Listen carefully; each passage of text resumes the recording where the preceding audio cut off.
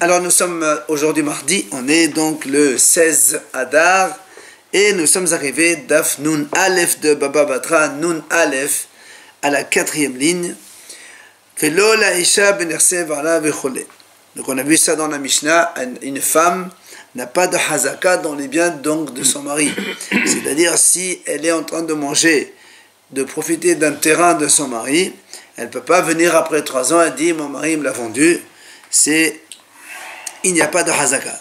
Hier on a vu la question et la réponse. Pshita la Gemara dit la maisonnée la Gemara dit mais c'est évident puisque justement dans le contrat de mariage il est stipulé, même si on ne marque pas, l'homme doit subvenir aux besoins alimentaires, donc il doit nourrir sa femme. C'est normal que si elle est en train de manger dans un terrain, c'est pas qu'elle l'a acheté, c'est tout simplement que son mari lui a donc donné à manger, il doit lui donner à manger. Alors on a répondu on a dit qu'en fait, parce que le mari il lui a fait donc spécifier un autre terrain pour sa nourriture. Donc imaginons il avait plusieurs terrains, il lui a dit voilà, de ce terrain-là tu manges. Alors et maintenant c'est quoi? C'est que elle a été dans un autre champ, elle a porté des témoins comme quoi 3 ans elle est là-dessus et elle mange et elle profite de ce terrain. Alors nous on aurait pu croire que puisqu'elle a déjà un pour se nourrir, donc l'autre c'est une vraie hazaka et ça marcherait. Via la Mishnah nous dit, même dans ce cas-là, il n'y a pas de hazaka. Pourquoi? Parce que le mari, quand il va l'avoir dans un autre terrain, il ne va pas lui dire sors de là et va ailleurs. Donc c'est pour manger de toute façon, il a l'obligation de la nourrir, c'est ce qu'on a dit hier. Via la Gemara dit, puisque la Mishnah dit que la femme n'a pas de hazaka, hare aya yesh. Ça veut dire que si la femme elle a une preuve, un shtar, un contrat ou des témoins, comme quoi son mari lui a vendu ce terrain, d'après la Mishnah, ça marcherait. Puisque la Mishnah a dit elle n'a pas de hazaka, mashma que s'il y a un shtar ou des témoins, ça marche. Alors la Gemara pose la question. Un shtar et des témoins. Ou l'un ou l'autre.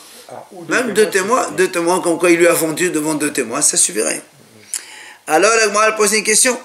Lima legalouye zuzého débaye. La Gemara ramène ici une notion. Elle dit, peut-être que tu vas... pourquoi si la femme a un shtar de vente, pourquoi tu vas croire la femme?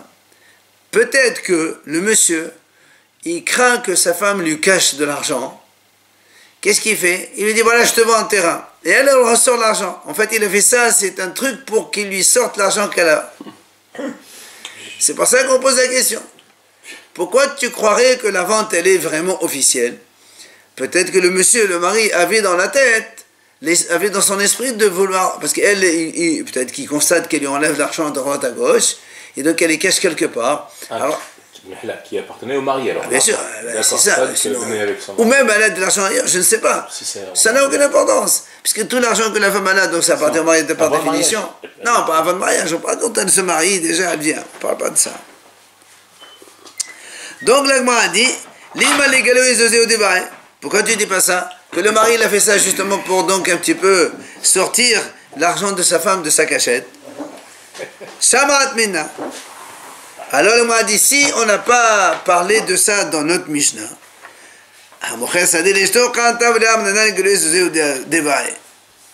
on m'a dit, si on n'a pas dit ça, donc on ne dit pas ça.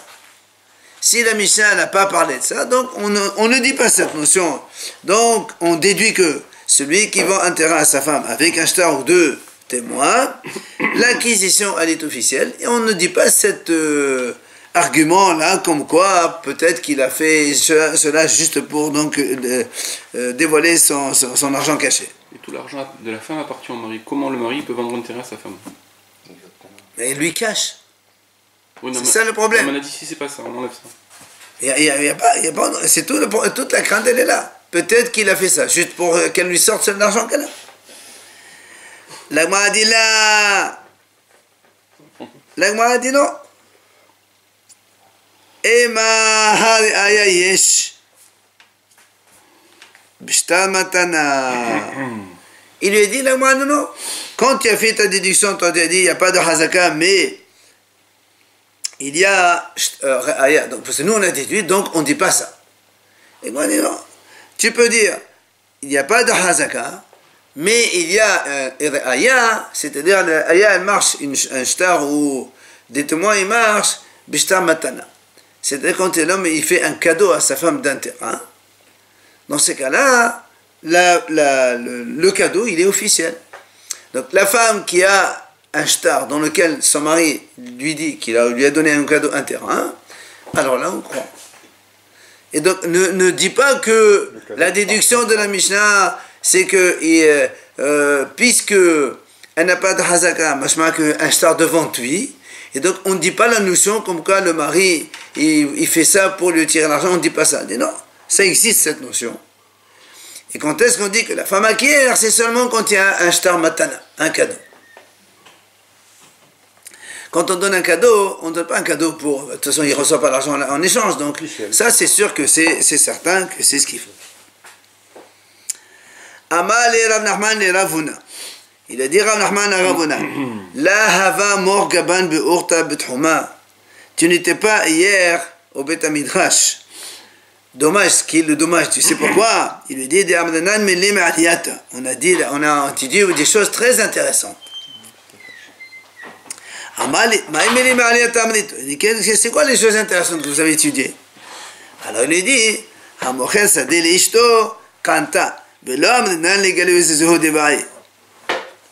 il dit voilà, on a étudié entre autres que celui qui vend un terrain à sa femme, d'accord, eh bien il y a un shtar comme quoi donc il y a une vente d'un terrain, eh bien on a dit que la femme elle a acquis le terrain.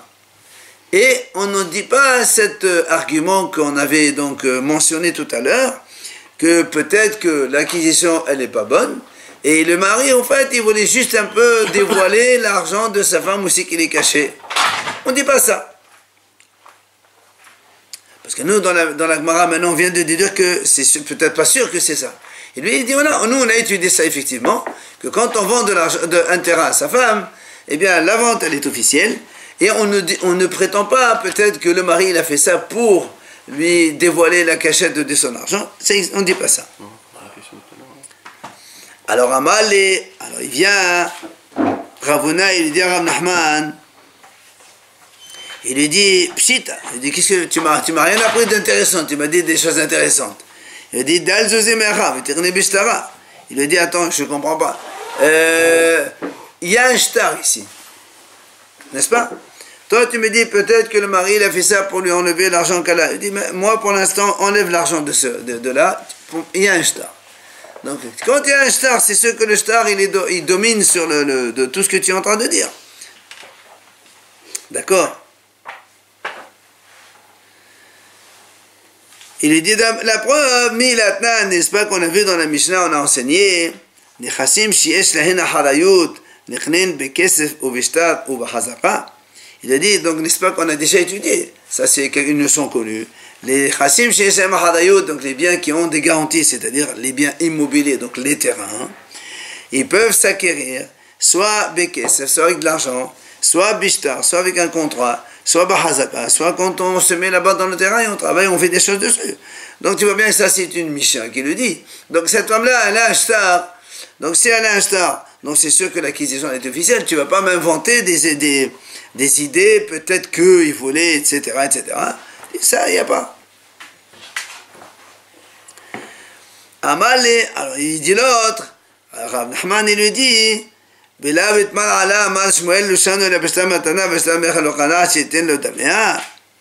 dit, mais attends, mais même sur ça, parce que Shmuel il a dit, quand est-ce qu'on a dit effectivement qu'on peut acquérir un terrain avec un shtar? C'est seulement bishtar matana. C'est-à-dire quand quelqu'un a fait un cadeau, il écrit sur un contrat, voilà, je te fais un cadeau de ce terrain. Là, effectivement, c'est officiel. Mais il dit, si c'est une vente, le shtar tout seul, ça ne suffit pas. Il faut que l'autre, il donne l'argent. Je vends un terrain à quelqu'un, je lui écris un shtar. Il faut qu'il y ait des témoins comme quoi il m'a donné de l'argent. S'il n'y a pas d'argent en retour, alors la vente, elle n'est pas officielle. Donc tu vois bien que la mission que tu m'as amenée, parce que toi tu m'as dit, voilà, il y a un shtar, je m'en fous de l'argent. Mais pas je m'en fous de l'argent. Si c'est une vente, on est obligé de voir le transfert d'argent aussi pour que la vente elle soit acquise. Donc le mari peut vendre à sa femme un terrain. Et non, justement. Il peut prétendre que moi j'ai fait ça pour justement dévoiler l'argent qu'elle a. On n'a pas dit non, non. Et justement, il est en train de lui poser la question. Alors, il lui dit, l'autre il lui objecte, là au motif Rav Hamnouna. Il m'a dit, mais pourtant Rav Hamnouna, il a objecté sur ça, sur ce qu'il a dit Shmuel, comme quoi il faut voir le transfert d'argent. Pourquoi Rav Hamnouna, il a dit comme ça. Bishtal Ketzat. Comment on peut faire une transaction avec un contrat? Il lui dit, Katavlo alaniya. Si quelqu'un il écrit sur un morceau de papier, ou al haheres, ou donc sur un morceau d'argile, afalpi she'en bo shavi prota, même si ce papier ou ce morceau d'argile ne vaut pas une seule prota. Qu'est-ce qu'il lui écrit là-bas? Il lui dit, Sadi mechora lecha, Sadi kenoya lecha, hadeze mechora untona. Il dit qu'il lui écrit là-bas, mon terrain était vendu, ou mon terrain il est acquis à toi. Alors il a dit, Rav Hamnouna il a dit, ça marche. Donc tu vois bien que Rav Hamnouna il a objecté contre Shmuel, que lui, Shmuel, il a exigé de voir le transfert d'argent pour que le contrat il soit valide et officiel. Et Rav Hamnouna il dit non, on n'a pas besoin. Donc tu vois bien que là aussi c'est pareil. La femme, comme tu m'as dit, l'enseignement intéressant qu'on a vu, c'est que si le mari il vend un terrain à la femme, alors il est acquis, et on ne dit pas comme quoi le mari pouvait peut-être vouloir dévoiler les cachettes de sa femme. Il dit mais ça c'est évident parce qu'on a un shtar et le shtar il est valable. Donc tu vois bien selon Rav Hamnouna, le shtar tout seul il est valable, tu ne m'apprends rien du tout. Alors l'Agma lui répond, elle lui enlève cette objection. Il dit, il dit, mais pourtant, là-bas, on a vu que Rav Hamnouna lui-même, il a répondu à sa propre question. Quand il a dit, voilà, avec un shtar tout seul, ça marche, c'est-à-dire on n'a pas besoin de voir l'argent. Il dit, là-bas, il s'agissait d'un cas particulier. Quoi? C'est parce que quelqu'un, il vendait son terrain, parce que le terrain, il est mauvais. Il veut s'en débarrasser. Et là-bas, c'est pour ça que là-bas, on a dit que le papier seul, ça marche. Ça veut dire que si tu vends un autre terrain dans une vente normale, il faut voir le transfert d'argent. Et donc là aussi, c'est pareil dans notre cas. Où le mari, il a vendu le terrain à la femme, et la femme a un shtar. Oui, toi, tu m'as dit, on a dit que la femme a l'acquiert. C'est normal. Tu ne peux pas dire que le mari, il est en train de dévoiler, de faire sortir son argent, enfin, de vouloir cacher ou pas cacher. Elle peut même acquérir sous forme de shtar matana. Oui, mais là, nous, on est en train de parler de vente. Là. La matana, ça, on a déjà vu tout à l'heure. Donc, tu vois bien qu'ici, c'est pas évident que tu m'as dit que puisqu'il y a un shtar, ça marche. Le shtar tout seul, ça marche pas. Il faut voir donc l'argent. Si le paye après. Oui, mais d'accord. Parce que lui, il lui a dit, n'oublie pas, lui, il a dit, si un homme, il vend un terrain à sa femme avec un shtar, oui, il lui a dit, la femme, elle est acquis. On ne dit pas que le mari, il veut peut-être dévoiler son argent caché. Mais nous, on te dit que non, c'est pas vrai, il n'est pas acquis. Tant qu'on n'a pas vu aussi le transfert d'argent, c'est pas acquis. Mais là, Baché Amar, hein? Plus tard. Mais il faut le montrer. Mais là, Baché Amar, il vient à Baché, lui, il dit, lorsque on a dit maintenant, quand un homme il écrit à l'autre, mon champ il est vendu, tout ça sur un papier, etc. Bematana, Bekeshitnalu. Elle m'a dit non, j'ai dit là-bas, tu sais pourquoi on a dit Sadi Mechora, Sadi Knouya. En vérité, là-bas, c'est parce qu'en fait, il lui a donné en cadeau. C'est pas une vente. Mais pourquoi il a marqué alors Mechora, Lecha, est vendu? Parce qu'il voulait donner la force à ce cadeau comme un terrain qu'il a vendu. C'est-à-dire, nous on sait que si je donne un terrain à quelqu'un en cadeau, oui. Après, il s'avère que ce terrain, en fait, il était hypothéqué pour un créancier à moi. Et donc, le créancier, il vient, il prend le terrain. Donc, le monsieur à qui j'ai donné le cadeau, il ne peut rien faire. Il ne peut pas me dire, ah, tu m'as donné un cadeau, on a pris, donne-moi un autre. C'est un cadeau, c'est un cadeau. Mais si je vends un terrain à quelqu'un, et que ce terrain, après, on le lui prend, c'est sûr qu'après, il va se retourner contre moi pour récupérer l'argent. Alors, il dit, là aussi c'est pareil en fait. Il dit, Ravashi, il a dit comme ça. Quand là-bas on a marqué, mon champ il est vendu, ça ne veut pas dire qu'il a vendu avec de l'argent. C'est uniquement en cadeau. C'est pour ça que là-bas avec un shtar ça suffit. Et donc pourquoi il a marqué vendu? Parce qu'il voulait donner de la force à ce terrain comme une vente. C'est un cadeau, mais au cas où on te le prend, tu pourras même me réclamer un autre terrain à la place. C'est ça la force qu'il voulait donner. Alors, bien maintenant, la Gemara, elle objecte. Mais TV. Donc, quand on a dit tout à l'heure, donc Rabbi Nachman, il a dit celui qui vend un terrain à sa femme, on a dit le terrain, il est acquis. Et on ne dit pas le mari voulait savoir si quelqu'un a son argent. On ne dit pas ça. Alors, elle objecte. Elle dit, c'est marqué. Lava mena aved v'shehdedo. Mena isha v'rirsha. Enahen alav klum. Ma'etama. Là où monsieur me dit, la Gemara dit comme ça. Si un monsieur, il a un esclave, il lui emprunte, le monsieur, le maître, il emprunte de l'argent à son esclave. Et, ou encore, un mari, il emprunte de l'argent à sa femme. Alors, le maître, il emprunte à son esclave, par exemple, une somme 1000 €. Et après une semaine ou deux, le maître, il libère son esclave. Il dit, la Gemara, l'esclave ne peut pas réclamer les 1000 € à son maître. Pourquoi? Ça lui appartient au départ.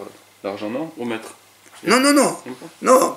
Et, la raison que la Gemara a dit... Son statut a changé, alors il ne peut plus réclamer. Non, pourquoi? Parce que le mari, pourquoi il a emprunté les 1000 €? Parce qu'il craignait que l'esclave aurait caché de l'argent quelque part. Il voulait lui le prendre. Hein? Attends, on arrive. Donc ça, c'est le premier cas. Moi, je prête de l'argent, j'emprunte de l'argent à mon esclave. Une semaine après, je le libère. Je ne lui dois rien. Pourquoi? Parce que j'ai fait ça pour récupérer l'argent qu'il me cache. Puisqu'en étant esclave, tout l'argent est à moi. A priori, l'esclave avec tous ses biens sont au maître. Voilà, tout. Maintenant, le cas de la femme, c'est ça qui nous intéresse. Un mari, il emprunte de l'argent à sa femme. 1000 €. Une semaine après, il la divorce. Elle ne peut pas venir réclamer. Pour la même raison. Le mari, il dit, moi j'ai fait ça. Pour essayer de récupérer l'argent qu'elle me cache. Ce qui voudrait dire cacher, ça veut dire voler, quoi. Ah, voilà, entre parenthèses. Absolument. Elle vole, elle met de côté. Je ne sais pas ce qu'elle veut donner, à qui elle veut donner. Donc, qu'est-ce qu'on voit ici? Tu vois bien que la notion existe, que le mari, il fait des combines pour sortir l'argent de sa femme. Alors, comment toi, tu m'as dit tout à l'heure, si quelqu'un, un mari, il vend un terrain à sa femme, la vente, elle est officielle, et on ne dit pas peut-être qu'il a fait ça pour sortir l'argent caché. Pourtant, ici, on l'a dit. C'est l'objection. D'accord?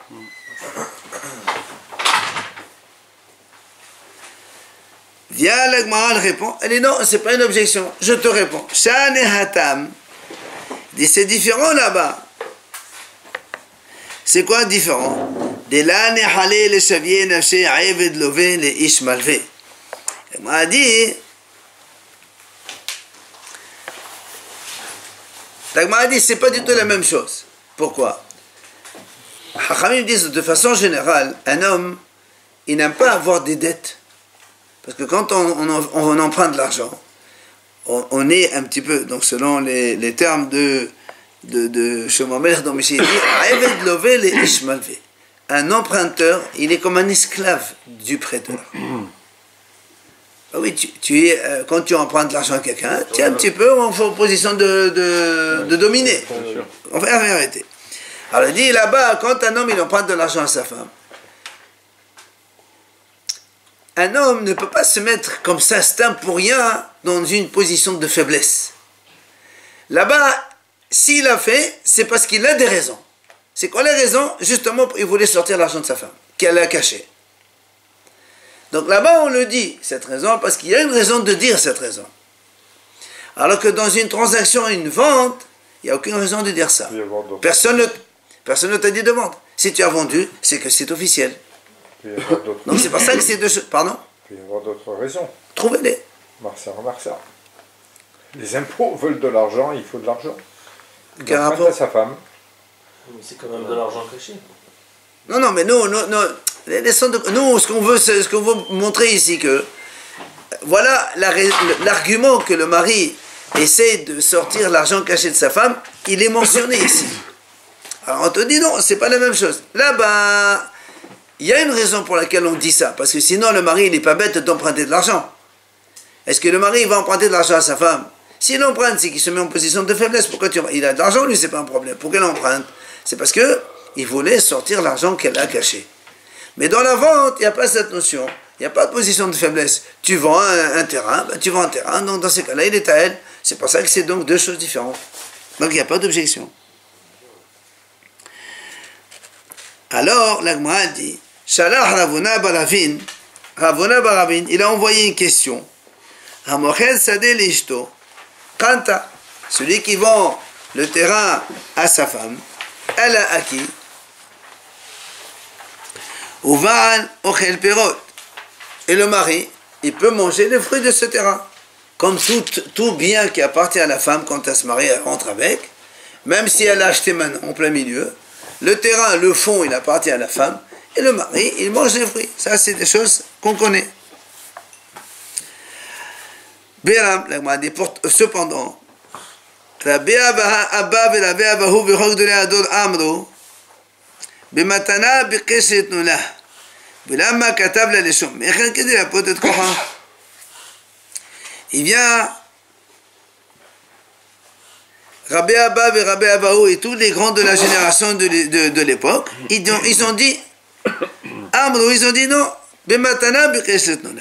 En vérité, ce mari qui a donné le terrain, qui a vendu ce terrain à sa femme, c'est pas vraiment une vente, c'est un cadeau qu'il voulait lui faire.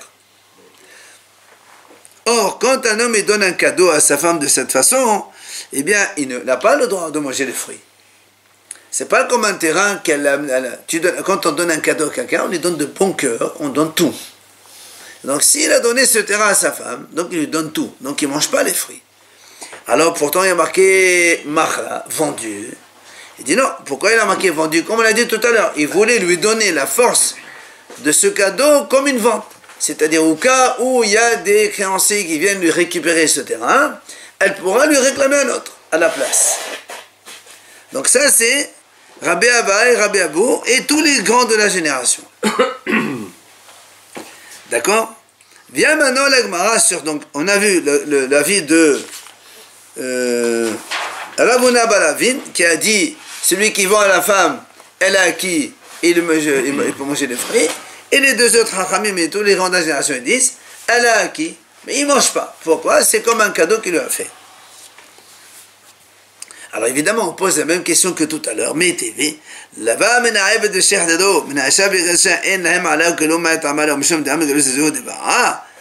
la question qu'on a posée tout à l'heure, un maître qui emprunte de l'argent à son esclave et après il le libère, on a dit il ne rembourse rien, comme le monsieur qui emprunte de l'argent à sa femme et après il la divorce, il ne rembourse rien. Pourquoi? On a dit tout à l'heure parce qu'il voulait un petit peu sortir l'argent qu'ils sont en train de cacher.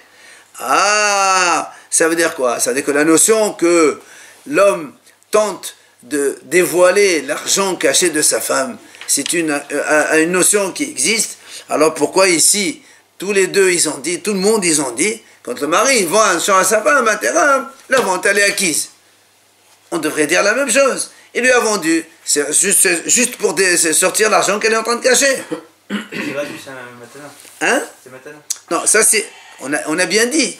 Lui, il a marqué vendu. Oui, eux, ils ont dit, mais en vérité, c'est pas une vente, c'est un cadeau. Dans les faits, c'est un cadeau. Donc Non, eux, ils ont dit non. Ils ont dit, c'est un cadeau, mais il lui a donné la force d'une vente. un cadeau gratuit. Mais s'il y a de l'argent, c'est que c'est une vente. Mais moi, je peux te dire, peut-être qu'il lui a fait ça, justement, pour qu'il essaie de sortir l'argent. Elle n'a pas eu la démarche de donner de l'argent à son mari.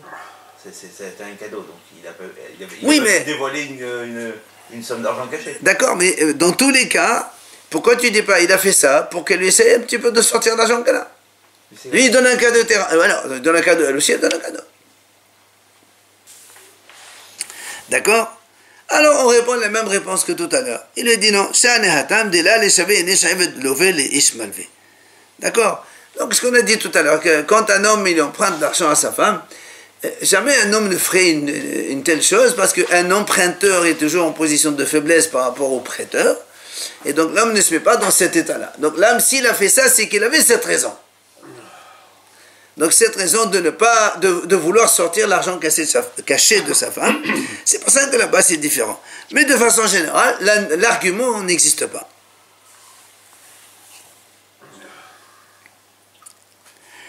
Amar Rav, il vient Rav, il dit Hamochel sadel ishto, kanta ve'abal ochel perot, bematana, kanta ve'abal ochel perot. Il vient Rav, il nous dit, même Mahlok qu'on a vu tout à l'heure, on a maintenant chez Rav. Rav, il dit comme ça, celui qui vend un terrain à sa femme, elle a acquis, le terrain est à elle, et le mari peut manger les frais pendant ce temps-là. Bematana, mais s'il lui donne le terrain en cadeau, là aussi la femme elle a acquis, mais cette fois-ci le mari ne peut pas manger les fruits. Quand on fait cadeau complètement. Ça c'est l'avis de Rav. Mais la Bel Hazar Amar, il vient Rabbi Hazar, lui il dit Ehadze ve'ehadze kanta ve'enabal ochel pirot. Rabbi Hazar dit non, que ce soit une vente ou que ce soit un cadeau, la femme elle a acquis et le mari ne peut pas manger des fruits. Ça c'est l'avis de Rabbi Hazar. Maintenant, la Gemara nous raconte Abad Rav Hasda Ovada que Rabbi Hazar. Rav Hasda, il a eu un cas comme ça, c'est-à-dire un monsieur qui a vendu un terrain à sa femme. Et lui, il lui a donc donné la halakha comme Rabbi Hazar, c'est-à-dire le mari, il ne mange pas les fruits. Vendu. Pas cadeau. Alors c'est là où אמרו לי רבן עוקבא ורבן נחמיה בני בתי דרב לרב חסדא שווה כמו רב רבי ועבד כסותרי. Donc il dit là-bas, Rabban Akbar, Rabban נחmia, les enfants de la fille de Rav, ils ont dit à Rav, de Rav Hasda, pardon, ils lui ont dit comment tu laisses les grands et tu fais comme les petits. En fait ici, Rav c'est le grand. Rav c'est le grand, il a dit quand on vend, le mari il mange des fruits. Rabbi Hazar, on l'appelle petit. Pourquoi petit? Parce que Rabbi Hazar, c'est l'élève de Rabbi Yohanan. Donc c'est une génération plus bas. Alors il dit comment? Tu laisses le grand et tu fais comme le petit. C'est-à-dire, Rav, c'est une génération donc, de Hachamim. Et Rabbi Hazar, c'est la génération qui suit après. Alors il dit comment? Au lieu de faire comme Rav, qui est le grand, tu fais comme Rabbi Hazar, qui est le petit. C'est pas possible. Amaléo, il leur a répondu il leur a dit non, moi aussi j'ai fait comme un grand. Qui c'est ce grand? Il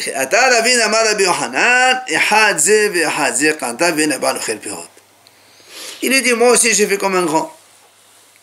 C'est que le grand, c'est Rabbi Yohanan. Rabbi Yohanan il est à la même époque que Rav. Sauf que Rav il était à Bavel et Rabbi Yohanan était en Israël. Et Rabbi Yohanan aussi c'est un maître. Donc il est de la même génération que Rav. C'est pour ça il leur dit, moi aussi j'ai fait comme Rabbi Yohanan. Rabbi Yohanan lui dit, que ce soit une vente ou que ce soit un cadeau, le mari ne mange pas. Et donc moi aussi j'ai fait comme ça.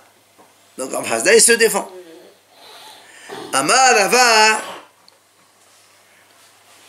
il vient Rava maintenant, il nous donne la halakha. Il dit, Hilcheta, Hamochel sadel ishto lo kanta, ve'abal ochel pirot. Matana, Kanta, Ve'enabal, Ochel Perot. Rava, il nous dit comme ça. Voilà la conclusion. Celui qui vend un terrain à sa femme, Lo Kanta, elle n'a pas acquis. D'accord? Ça veut dire quoi, elle n'a pas acquis? Ça veut dire que l'argument que quoi, le monsieur il a fait ça pour sortir l'argent caché, il est valable. Ça marche. C'est pour ça qu'elle n'a pas acquis. Même s'il lui vend à l'instar tout ce que tu veux, c'est stable. Comme ça, le mari, il fait des combines pour lui sortir son argent. Mais, il dit, et le mari, il mange ses fruits. Hein? Alors, c'est ce que la Gemara va poser tout de suite après la question maintenant. Maintenant, Bematana. Si maintenant, le mari, il a donné cadeau un terrain à sa femme, là, Kanta, elle a acquis un cadeau, ça s'acquiert, puisqu'il n'y a pas d'argent derrière. Et le mari ne mange pas, comme on l'a dit, donc, un cadeau, ça se donne de bon cœur, et quand on donne tout. Et donc, le mari, il ne mange rien de ce cadeau-là. C'est là où la Gemara dit tarté, c'est-à-dire que c'est contradictoire. Tu me dis, quand on vend un terrain à sa femme, la femme n'a pas acquis, donc il n'est pas à elle. Après, tu me dis, le mari, il mange des fruits. Il mange des fruits. Mais le terrain, il est à lui. Tu viens de me dire qu'il n'est pas à lui. Il n'est pas à elle, le terrain. Donc c'est contradictoire. Alors, viens, la Gemara, elle dit, la kasha. C'est pas une objection. Pourquoi? Il y a deux cas différents. Kan bemarot tmunin, kan bemarot she'en tmunin. Il dit, ça dépend. Si c'est de l'argent qui est caché, c'est-à-dire que la femme, elle a caché de l'argent quelque part. Alors, c'est pour ça que nous on dit que quand il vend un terrain à sa femme, elle n'a pas acquis. Pourquoi? Parce que comme il y avait de l'argent caché, il voulait le sortir. Et quand le maot chez Entmonin, dans ces cas-là, quand imagine la femme, elle n'a pas d'argent caché, elle a de l'argent, mais il est connu de tous. Ah ben, elle a un compte en banque, tout le mari il sait qu'elle a un compte en banque, et je ne sais pas ce qu'il y a de l'argent là-bas, le mari il est au courant. Maintenant, quand le mari lui vend à elle dans ces conditions, alors là, elle est acquis, et c'est là où on a dit que le mari mange des fruits. Donc c'est relatif à la situation. Mais le mari, dans tous les cas, il mange des fruits. Non, si là, tu me dis que la femme elle n'a pas acquis, ben, c'est à lui, c'est-à-dire il mange des fruits. C'est pas que... Quand tu me dis il mange des fruits, ça veut dire quoi? Le fond il n'est pas à lui, il a le droit de manger les fruits. Mais si tu me dis que la femme n'a pas acquis la vente, c'est pas le mari qui mange des fruits, le mari c'est à lui encore. La femme, la vente n'est pas acquise. Et on a dit ça c'est valable dans le cas où effectivement il y a de l'argent caché. Imagine qu'elle a un compte quelque part et que le mari n'était pas au courant. Alors là, dans ces cas-là, on dit que la vente n'est pas acquise. Par exemple. Si la femme a de l'argent, le mari peut lui vendre le terrain. Si c'est de l'argent caché, oui, la vente elle est nulle, parce qu'il a fait ça pour lui sortir. Oui. Mais si c'est de l'argent qui est connu de lui, la vente elle est valable, parce qu'il savait très bien qu'elle avait de l'argent. Pourquoi tu vends alors? C'est pas pour dévoiler l'argent caché, il le savait. Donc la femme... Donc la vente elle est acquise, et le mari mange les fruits seulement. Donc dans ce cas-là, elle peut avoir une chazaka. La vente elle est cachée. Il n'y a pas hazaka, c'est à l'Italie, c'est à elle. Non, mais si lui, il peut lui vendre un terrain. Très bien, c'est à elle. C'est pas une hazaka. Si jamais, par exemple, dans le cas où elle a perdu le shtar... Ah non, en hazaka. Il faut ici obligatoirement shtar ou aidim. Non, on a dit en hazaka. Comment tu sais qu'il lui a vendu? Ben, elle peut être 3 ans et qu'après elle vient de... Et ça ne marche pas la hazaka chez la femme. On a dit au début, justement, la Michel a dit que la hazaka ne marche pas, mais la preuve, ça marche. Si on a un shtar au témoin, là, ça marche. La chazaka, elle n'existe pas entre mari et femme. Justement, c'est ce qu'on est en train de dire. La chazaka n'existe pas. Tano Rabbanan, Chachamim enseigne. En mekabelin pirdonot, lo min anashim, velo min avadim, velo min hatinokot. La Gemara dit, on n'accepte pas des choses confiées qu'une femme confie, ou qu'un enfant confie, ou qu'un esclave confie. Une femme vient te confier, par exemple, un bijou ou à garder à monsieur, à n'importe quel monsieur. Il ne faut pas accepter. Pourquoi? Parce qu'on craint que la femme ou l'esclave ou les enfants, ils ont volé ça quelque part, ils veulent faire ça en cachette, alors ils te donnent un cachet. Si maintenant un monsieur il a accepté, et la femme lui a confié, par exemple, je ne sais pas moi, une montre ou je ne sais rien moi. Yahazir la isha. Tu vas pas dire, tiens, il se dit le monsieur, puisque peut-être qu'elle a volé, je vais rendre à son mari. Non. Elle t'a confié, tu le rends à la femme. Maintenant, ici la femme elle est morte. Yahazir le bala, il va rendre à son mari, évidemment. Puisque la femme, quand elle meurt, le mari il prend. La même chose, Qibel Mena'eved. Si un monsieur il a accepté, alors que normalement il n'a pas le droit, il a accepté un objet confié de la part d'un esclave, il y a Hazir La'eved là aussi, il ne va pas dire tiens celui-là il a dû le voler à 100 mètres, je vais rendre à 100 mètres. Pas du tout. Il y a Hazir La'eved, tu le rends à lui-même. Ve'emet, si maintenant il est mort, il y a Hazir les rabots, il rend à 100 mètres. Donc la même chose. Maintenant, la Gemara nous dit Qibel Menakatan. Si quelqu'un maintenant, il a pris un objet confié d'un enfant, Ya'aselo Seroula, il lui fait une sigoula. On va voir tout à l'heure qu'est-ce que ça veut dire cette sigoula. Mais en tout cas, il ne rend pas au petit. C'est ça qu'il faut apprendre. Parce que quand un petit, tu lui rends quelque chose, à un petit, n'est pas censé savoir garder des choses. C'est comme si on ne lui a pas rendu. S'il a remis un grand, ça veut dire que déjà... C'est pas grave, c'est pas grave. Un enfant, il t'a remis peut-être, mais tu n'as pas le droit de lui remettre. Tu remets pas à ses parents. Ah non. C'est le ségoula. On va voir la Gemara va expliquer qu'est-ce que ça veut dire ségoula. Si maintenant l'enfant il est mort, il y a Hazir, les Yorshav, il va rendre donc bien sûr à ses héritiers l'héritier de l'enfant bien sûr. On va les hériter. Maintenant, hein, Donc, il remet. On dit les héritiers. à qui tu donnes Les l'enfant? parents, quoi, non? Oui, enfin, ça dépend. Si les parents ne sont pas là, tu donnes à ses frères, etc. Ainsi de suite. Classique. Alors maintenant, la Gemara nous dit V'cholan she'amnu b'shat mitatan shel ploni hen ya'aseh kefirushan. Il dit maintenant, si l'un de ces trois individus, la femme, l'esclave et l'enfant, ils ont confié un objet à quelqu'un, et alors avant de mourir, ils ont dit sachez que cet objet-là, elle appartient à un monsieur. C'est-à-dire, on lui a volé un monsieur, un truc comme ça, je sais pas moi. Alors il dit il fait ce qu'ils ont dit. Pourquoi il le confie? Puisqu'il sait que ça On m'a confié à moi une montre. Une femme m'a confié. Bon, moi je dis, je sais pas, normalement j'aurais pas le prendre, puisqu'elle a dû soit le voler à son mari ou à quelqu'un d'autre, je sais pas. Maintenant je l'ai pris quand même. Nous on a dit normalement je rends à la femme. Si la femme elle est morte, je donne à son mari. Si maintenant sur le lit de mort, la femme a dit, vous dites à telle personne que le montre que je lui ai donné, elle appartient à Réhouven. Alors je fais ce qu'elle m'a dit. Sur le lit de mort, on va pas mentir. Maintenant, la Gemara dit quand même, Vimlav. Sinon, c'est-à-dire, il y a assez pérouches les férouchan. Il dit, sinon, si moi, le gardien à qui on a confié, il a entendu que la femme ou l'esclave ou le petit, ils ont dit cette chose, cette montre, par exemple, appartient à Réhouven. Et lui, il sait que ça ne peut pas appartenir à Réhouven. On ne ment pas sur le lit de mort. Oui, c'est vrai. C'est pour ça qu'il dit. Si maintenant il voit que ça ne correspond pas, alors il y a assez pérouche, c'est férouche.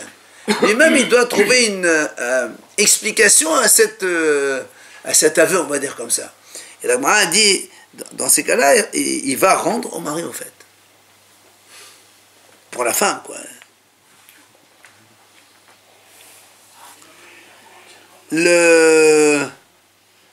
Voilà, donc si c'est la femme, c'est le mari, si c'est l'esclave, c'est le maître, et si c'est le petit, c'est à son père. Et la Gemara, elle dit pourquoi. En fait, il dit tout simplement parce qu'ils n'ont pas osé dire qu'on l'a volé chez le mari ou chez le maître. Ils ont dit ça appartient à quelqu'un, et comme lui, il voit que ça ne correspond pas du tout, alors il le rend au vrai propriétaire qui est donc le maître ou le père. Et la Gemara nous ramène ici une petite histoire. Des vétos de Rabba Baba Hanna.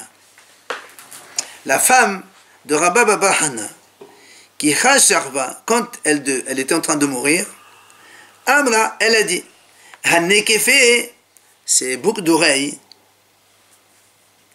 des marta ou vnebrata. Elle portait des boucles d'oreille. Elle a dit, ces boucles d'oreille, elles appartiennent à Martha et les enfants de sa fille, à une personne. Et elle est morte après. Il est parti Rabba Baba Hanna chez Rab. Elle dit, qu'est-ce que je fais? Elle a dit que les boucles les appartiennent à telle personne. Amal, il lui a dit, il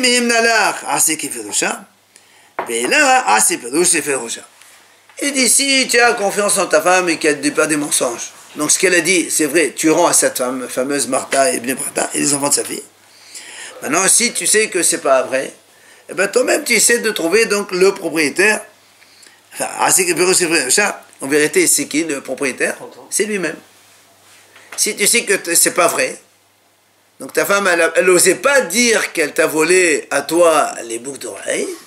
Elle a dit, je les ai pris de quelqu'un d'autre. Son mari portait des boucles d'oreilles alors. Non, peut-être qu'il avait. Non, peut-être qu'il avait. Non, des gens, il y a des choses d'héritage des parents, ils veulent donner à leurs enfants, etc. etc. Ça, on peut trouver des choses. Ça, le mari ne le sait pas. Il n'y a pas la possibilité de le refaire. Avant, on ne regardait pas les femmes. Non plus, regarde. Veka de Ambre, certains disent Achia mal. Il y en a qui disent, le Rav lui a donné une autre réponse. Il lui a dit, c'est-à-dire que si tu sais que cette fameuse Martha, elle est riche, qu'elle est donc, elle peut avoir possédé ce boucle d'oreille, bah, tu vas le donner. Sinon, ben, comme on a dit, ben, c'est toi qui les prends, c'est à toi. Ok? Juste comme ça, au moins, on comprend le sujet. On a dit tout à l'heure, si quelqu'un il a pris des objets d'un enfant, il n'a pas le droit de lui rendre. Alors qu'est-ce qu'il fait avec? Il fait une ségoula. Qu'est-ce que c'est ségoula? La Gemara dit maïs ségoula. C'est quoi ségoula? Rav Hasda Amad, Sefer Torah. Rav Hasda dit, il achète avec un Sefer Torah. Si c'est une grande somme d'argent, comme ça, tout le monde peut en profiter tout le temps. C'est quelque chose qui finit pas. Rabba Baravuna Amad Dikla Dechal Mene Tamre. Rabba Baravuna lui dit, un palmier. Comme ça, ça donne toujours des fruits de façon. Jusqu'à ce que l'enfant grandisse, il continue à profiter de ça. Et le Sefer Torah? C'est la même chose. C'est quelque chose de permanent. Ça ne se. C'est pas quelque chose qui se perd. C'est pour un enfant, quand il veut grandir, il faut manger, non? C'est bien beau tout ça. C'est différent. Ouais, mais il faut manger. C'est pour ça qu'il y a deux avis différents. D'accord? Sur le palmier, ça va être. Alors, quoi qu'il en soit, la Gemara nous dit ici, en fait, tu ne peux pas, comment on appelle ça, utiliser cet argent ou ces choses pour les investir quelque part pour l'enfant. Parce que si tu les perds, il est le pauvre. Donc il faut faire une sgoula. Tu achètes quelque chose de existant et voilà, qui peut perdurer. Ou un Sefer Torah ou un palmier. Moi, Palmier. Mais ça marche. C'est pas la même valeur.